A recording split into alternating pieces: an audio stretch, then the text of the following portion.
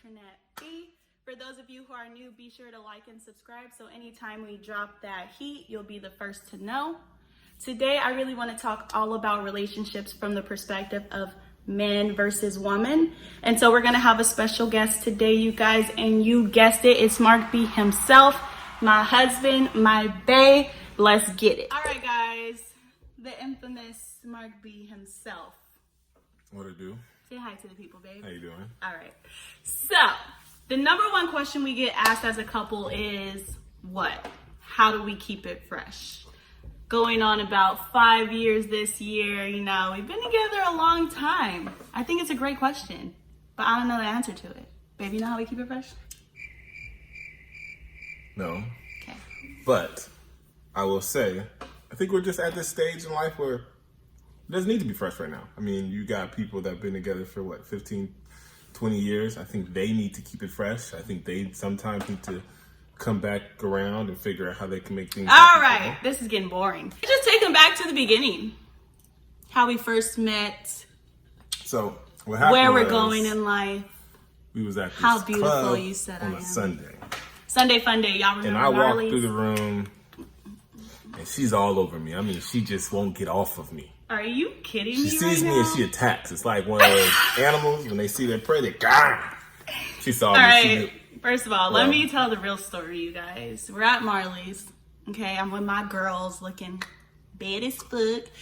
He over there with his dudes looking average as fuck. Whoa. Not average. And Not pretty average. much, you guys, like, my friends knew Marcus before, well, not before they knew me, but they knew him a long time. So, you know, they stop and they're saying hey to his crew, and I'm just like, what up? You know what I'm saying? And then he, like, kind of stiffed my neck. It was super weird. And he was like, girl, you smell so good. And I was like, thanks. It was a couple drinks, but Couple something drinks. like that. But I did smell good. And I wasn't average. So anyway, guys, that was our first encounter meeting out. And then I seen him popping up on my timeline. The next It wasn't Sunday. the next, no. Oh. Anyway, he was popping up on my timeline. And I was just like, where did this dude come from? Because I remember him from a long time ago. He had pictures Quick. with, like, his girlfriend What'd she on do? there. What did and she it was do? just like, why am I following a guy with a girlfriend? This is too much. She DM'd me. I think. No. No. She requested me on You don't Snapchat. remember? No, I requested her on Snapchat. You don't remember how our love began? That's not love, that's Instagram. Wait, what happened? All right, I'll tell it.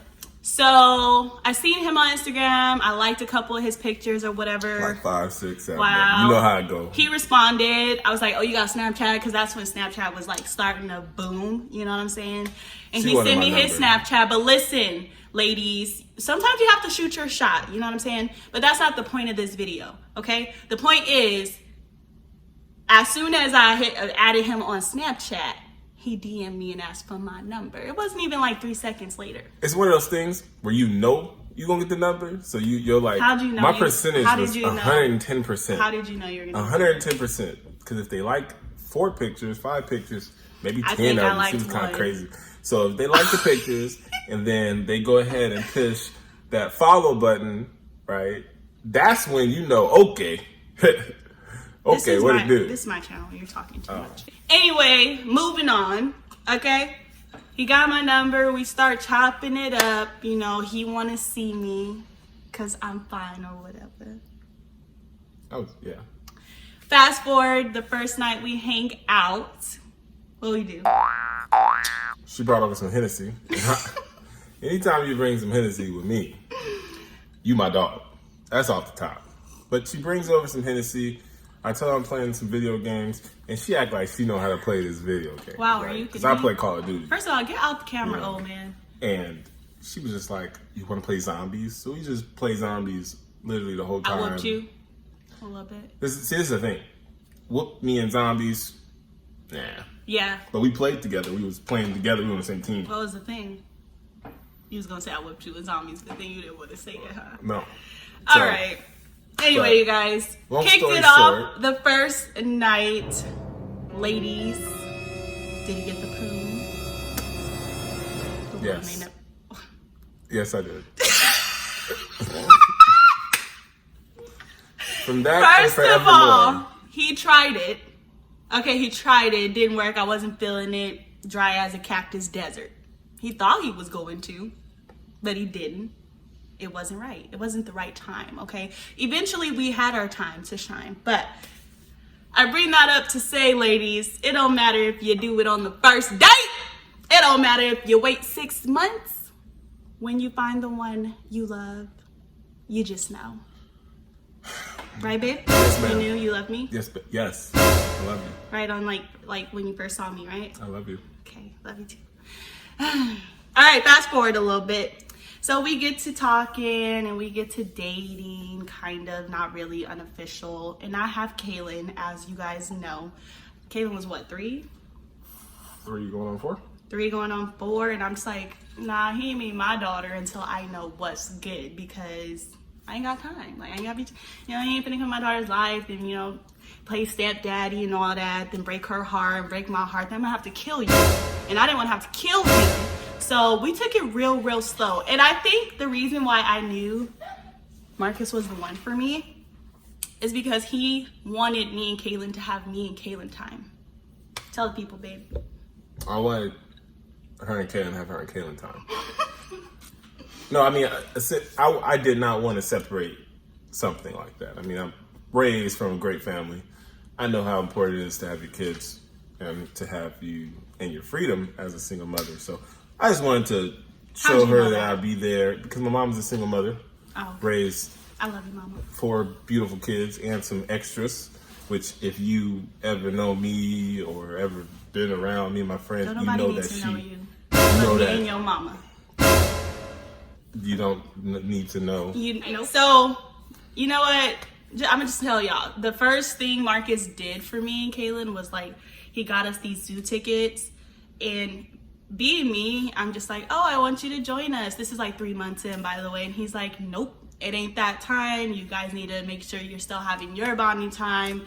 When I have your time, I want it to be me and you time. And we'll talk about it when we talk about it. And he would just do these cute little small gestures like that for a while until he actually finally met Kaylin. And it was hard integrating families, you guys. I mean, I'm not gonna lie, it was hard for me coming in with the kid. It was hard for him trying to take over that role and not have a kid yet. But obviously it worked out. But I really want you to talk to the guys from your perspective as a male with no kids jumping into a relationship with a woman who had a kid. So here's the thing. It's not built for everybody, right? You gotta be the type of person that's willing to accept everything.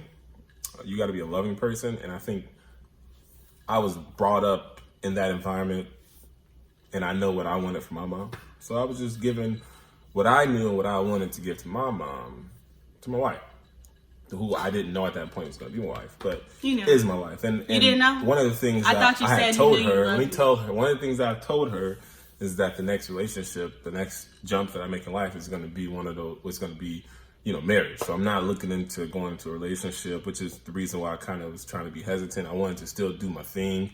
I was coming off a relationship for a while. So I was just ready to kind of just do me. And I did that for a minute, and the good thing, the biggest thing is that she was never like overbearing, never like, hey, where you going? Stay in the house or, get away from people. So, but I don't do that. But she appreciated the fact that I was here. I was giving her all of me. When I'm here, when I'm present with you, and then when I'm away, she, understanding where we at. And I was 100% true about everything, about who I am, what I was doing. Not that I was doing much, but I was 100% about it. So it turned out to be really good, Yeah, there's so much more to this story. We're going to have to make this a 2, 3, 4, 5, 6 part series. But I would just say, when we went into our relationship, we both knew what we wanted, especially from our past relationship. We had already set those boundaries. We knew what we were going to accept and what we wouldn't accept. And that takes time in life. It takes experiences. It takes going through those bad relationships for you to really find yourself, build that self-love, and know what you want and what you don't want. So I think that's the first step, ladies, coming from my perspective, is your self-love journey. Set those boundaries for yourself before you go looking for something in somebody else. And I mean, that's really it. I don't have no more for this video, but we will be back shortly. Make sure you subscribe so that when that video drops, you'll be the first to see it. Bye, guys.